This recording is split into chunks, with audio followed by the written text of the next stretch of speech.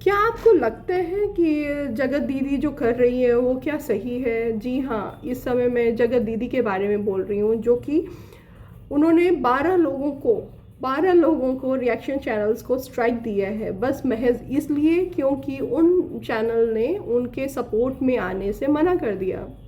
और उनका क्या डिमांड था कि वो उनके बारे में अच्छी अच्छी बातें करें, वो उनके अंदर उनकी सारी नेगेटिविटी है उसको इरेज करके उनकी पॉजिटिविटी दिखाएं।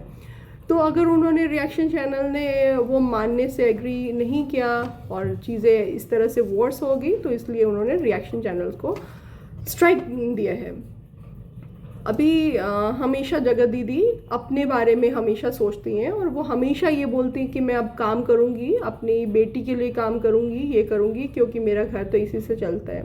तो क्या जगत दीदी ने ये कभी सोचा कि उन 12 या 15 लोगों का घर कैसे चलता है? वो कोई इतने बड़े घर से नहीं थे, वो एक मीडियोकर फैमिली और बिलो मीडियोकर वाले भी थे, जिनका सारा घर उसी से चलता था। और उन्होंने कितनी मेहनत की होगी, मैं खुद समझ सकती हूँ कि मैं एक यूट्यूब में अभी मैंने एंटर किया हुआ है और कितना कितने चीज़ों को टॉपिक को क्रिएट किया जाता है, सर्च किया जाता है, तब जाके आप यूट्यूब पे कुछ सब्सक्राइबर अर्न करते हो। और उन जो लोगों ने जो सब्सक्राइबर अर्न किया और उनका एक चुटकी में सारे चैनल ही इरेज कर दिया गया, तो कितनी दुख की बात है। तो क्या उनके अंदर मानवता क्या पूरी तरह से ख़त्म हो चुकी है? ठीक है, आप अल्टीमेटम दे देते, आप जो बोल देते कि मैं इस तरह की एक्शन ले सकती हूँ, मगर स्ट्राइक देना और पूरी अंदर की जो खुंदस होती है वो आप उन सब लोगों पे निकाल रहे हो। तो जो खुंदस है वो आप लप्पू पे निकालिए, या फिर जो आपसे रिलेटेड है, इस कंट्रोवर्सी से रिलेटेड है, आप उन पे निकालिए। क्यों उन लोगों, वो तो अपना काम कर रहे हैं। रिएक्शन चैनल अगर रिएक्शन नहीं देगा तो फिर क्या करेगा? आज कल का वीडियो मैंने आपका देखा था और आपने बहुत ही ज़्यादा इस तरह से बोला था कि इज़्ज़त कमाना बहुत मुश्किल चीज़ है, इज़्ज़त बहुत देर में बनती है और जाने में सिर्फ चंद सेकंड लगते हैं। तो क्या इस तरह से चीज़ें, क्या इज़्ज़त कमाई जा सकती है? आप लोगों की स्ट्राइक दे रहे हैं, सब चीज़ों की लाइफ स्पॉइल कर रहे हैं, क्योंकि आपने वो कुछ, आपने ये सब चीज़ें की हुई हैं, आपकी क्रिएटेड कंट्रोवर्सी है, उसमें अगर वो पब्लिक में अगर नहीं आता तो शायद कोई रिएक्शन भी नहीं देता। अब पब्लिक में आया हुआ है तो ऑब्वियस है सबको राइट है, क्योंकि हम इंडिया में रहते हैं और इंडिया में फ्रीडम ऑफ स्पीच क्लियरली दी गई हुई है। तो क्लियरली कोई, हाँ बस ये है कि किसी को सम्मान को ठेस नहीं करो, मगर ये सब चीज़ें थोड़ी नहीं है कि आप स्ट्राइक दे दो, आप उनका इरेज कर दो। आपने कितने रिलेशन को मेंटेन किया, आप बताइए। एक भाई और बहन का बहुत ही पाक रिश्ता होते हैं, यहाँ तक कृष्ण भगवान ने भी अपनी उस रिश्ते को निभाया और द्रौपदी ने भी उस रिश्ते को निभाया। भाई बहन का वो रिश्ता होता है, ये नहीं होता है कि अब भैया भैया, लप्पू आपको बहन बहन बोलता था, आप भैया भैया बोलते थे और आप और पता नहीं क्या क्या करते थे। तो ये चीज़ें आपने पब्लिक में लाके कहीं ना कहीं लोगों को एक गलत पोर्ट्रे किया हुआ है आपने। और आपकी लाइफ में आप हमेशा बोलते हैं मुझे अपनी बेटी को देखना है, मेरी बेटी की रिस्पॉन्सिबिलिटी कौन लेगा? तो आप क्या सोचते हो कि आपकी बेटी का रिस्पॉन्सिबिलिटी कौन लेगा? क्योंकि वो आप मदर हो। एक माँ या एक बाप ही एक अच्छा प्रोटेक्टर हो सकता है अपने बच्चों का। तो अगर मान लो फादर नहीं है, तो फिर आप माँ हो और माँ जो है वो सब कुछ कर सकती है अकेले भी। तो आपको क्यों किसी का साथ चाहिए, किसी को ये सपोर्ट करने के लिए? आप कभी अपनी बेटी से पूछिए क्या उसको और लोगों की ज़रूरत है, क्योंकि उसके घर में ही इतने लोग प्यार करने वाले हैं। मुझे नहीं लगता कि उसको ज़रूरत है। और आपको हर इंसान बोलता है कि आप अपने चैनल से अपने हस्बैंड का नाम हटा दीजिए, क्योंकि मुझे नहीं लगता या और लोगों को नहीं लगता है कि आप उस नाम को जस्टिफाई कर रहे हैं। वो नाम लेके आप लोगों के साथ रिलेशन में रह रहे हैं, सब चीज़ें हो रही है, और उसके बाद आप वो नाम सिर्फ एक सिंपथी के लिए अब रहा है। और कोई उसमें दम नहीं है। और अभी अगर हस्बैंड का सिंपैथी ख़त्म हो जाएगा तो आप अपनी बेटी का सिंपैथी लेके, तो क्यों एक यूट्यूब में आगे बढ़ने के लिए आप एक लैडर की ज़रूरत पड़ रही है। फर्स्ट ये आपका हस्बैंड सिंपैथी बने, अब वो सिंपैथी हट के फिर आप अपनी बेटी को सिंपैथी कर रहे हो। बच्चे और हस्बैंड सिंपैथी नहीं होते हैं, वो रिस्पॉन्सिबिलिटी होते हैं, वो आपका केयर और सपोर्ट होते हैं।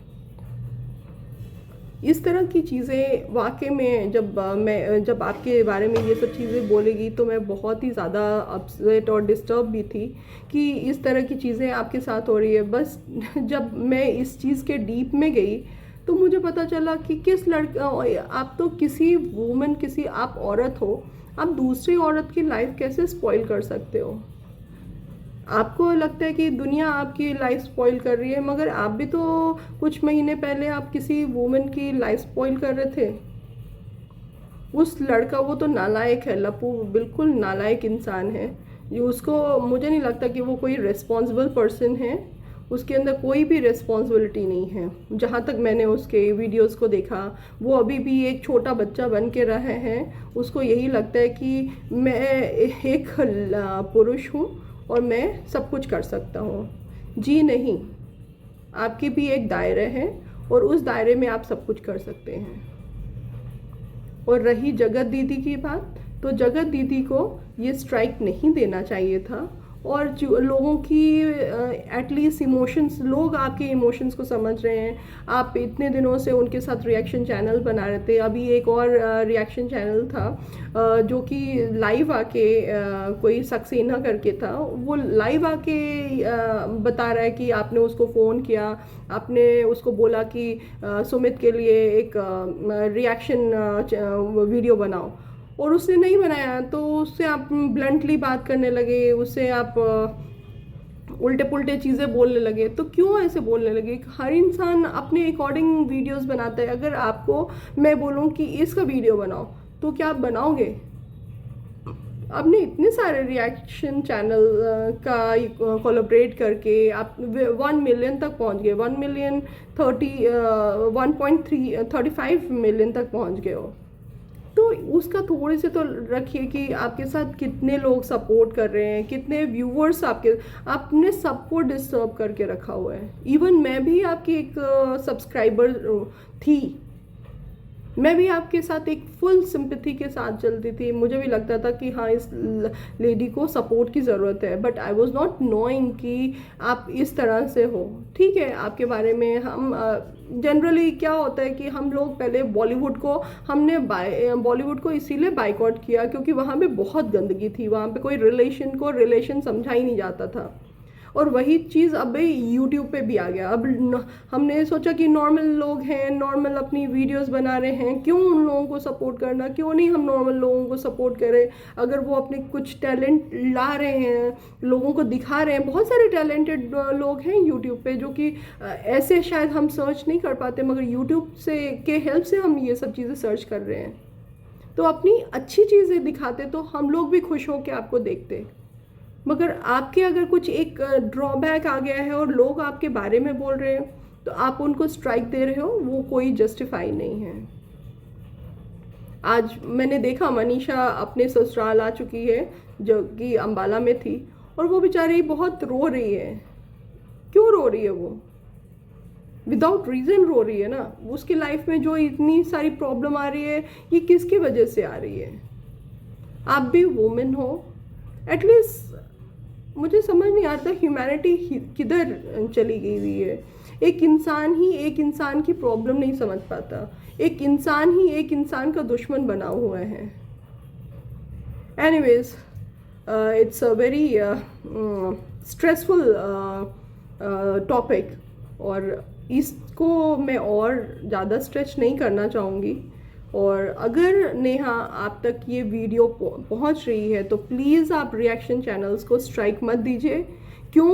वो इसलिए क्योंकि वो उनके पास भी फ्रीडम है बोलने का, और ठीक है, वो आपके डिफेम नहीं कर रहे हैं, आपने ऑलरेडी अपने को डिफेम कर लिया है, तो और डिफेम का कोई मतलब ही नहीं है जगत दीदी को करने का।